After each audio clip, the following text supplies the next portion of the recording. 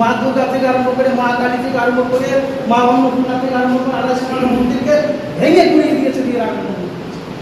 রাম আগে না মা দুর্গা আগে মা ভগবতী আগে আমাদের, তা মা ভগবতী মন্দির ভেঙে দিয়ে রাম মন্দির রাস্তা।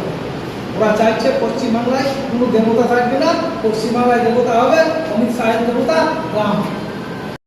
সামনে 26-এর বিধানসভা নির্বাচন, আর এই নির্বাচনকে পাখির চোখ করে ময়ূরেশ্বর বিধানসভায় তৃণমূল কংগ্রেসের সংগঠনকে মজবুত করতে বীরভূমের ময়ূরেশ্বরের কুণ্ডলা গ্রাম পঞ্চায়েতের কোটাসুর তৃণমূল কংগ্রেস দলীয় কার্যালয়ে তৃণমূল কংগ্রেসের কর্মীদের নিয়ে অনুষ্ঠিত হলো বুথভিত্তিক কর্মী সম্মেলন।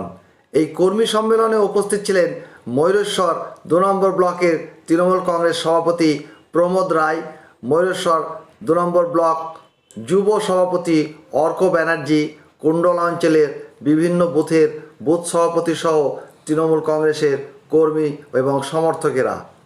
এই সম্মেলন থেকে ময়ূরেশ্বর 2 নম্বর ব্লক সভাপতি প্রমোদ রায় এক বিস্ফোরক মন্তব্য করে বসেন। তিনি বলেন, বিজেপি সরকার যেদিন থেকে ভারতবর্ষে এসেছে সেই দিন থেকেই শুরু হয়েছে হিন্দু নিধন। তিনি বলেন, বিজেপি সরকার উত্তরপ্রদেশের অযোধ্যায় রাম মন্দির তৈরি করার জন্য 250টি হিন্দুদের মন্দির ভেঙে ফেলেছে। পশ্চিমবঙ্গে হিন্দুদের দেবতা বলতে এখন অমিত শাহ, এই বলে তিনি বিজেপি সরকারের তীব্র আক্রমণ করেন।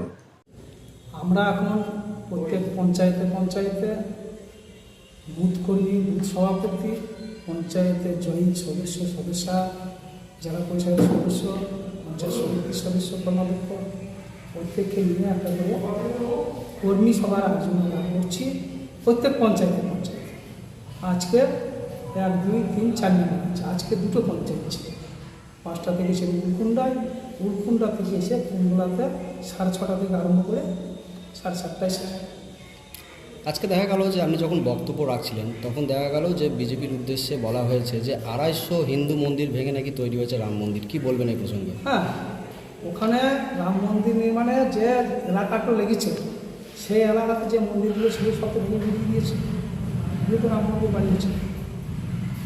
সেখানে প্রচুর দুর্গা মন্দির ছিল, সেখানে অন্নপূর্ণা মন্দির ছিল, হ্যাঁ, সেখানে আমার প্রচুর মন্দির ছিল। মনসা মন্দির বলুন, সরস্বতী মন্দির, লক্ষ্মী মন্দির, কালী মন্দির, হ্যাঁ, এগুলোকে তো ঘুরিয়ে দিতে হয়েছে। তবে তো এই জায়গাটা পরিষ্কার করতে হবে, রাম মন্দির বানিয়েছে ওরা।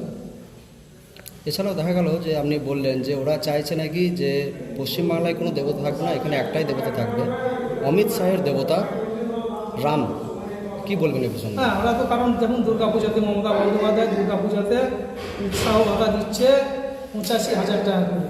তা অমিত শাহ শুভেন্দু অধিকারীকে দিয়ে কয়েক বছর আগে কেস করিয়েছিল, আইনত নাকি টাকা দিতে পারে না। মমতা বন্দ্যোপাধ্যায় হাইকোর্টে ডিগ্রিও করেছিল এই দুর্গাপুজোতে যে উৎসাহ ভাতা দুর্গাপূজার ক্লাবগুলোকে দেয় তার জন্য।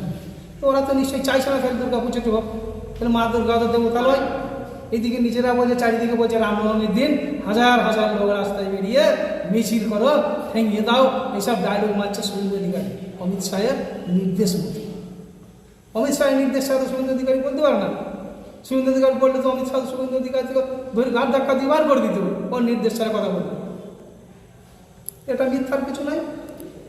বক্তব্যের মাঝে দেখা গেল যে আপনি বললেন বিজেপি ক্ষমতায় আসার পর থেকে নাকি হিন্দুরা বিপন্ন। সত্যি কি হিন্দু বিপন্ন? হ্যাঁ, দেখুন কেন, আজকে 2014 সালে বিজেপি আমাদের সেন্ট্রালের ক্ষমতায় এসছে। 14 সালে আগে পর্যন্ত বলেনি হিন্দুরা বিপন্ন। আজ 2020 সালে, 22 সালে, 25 সালে এসে বলছে হিন্দুরা বিপন্ন। তাহলে আমার প্রশ্ন এখানে, 1947 সালে ভারত স্বাধীন হয়েছিল, তারপরে এত সরকার গেল, কোনোদিন হিন্দুরা বিপন্ন হয়নি। আজ বিজেপি ক্ষমতাসীন অবস্থায় বসলো আর হিন্দুরা বিপন্ন কেন? তাহলে বিজেপির জন্য হিন্দুরা বিপন্ন, বিজেপি ক্ষমতায় না থাকলে হিন্দুরা বিপন্ন হবে না।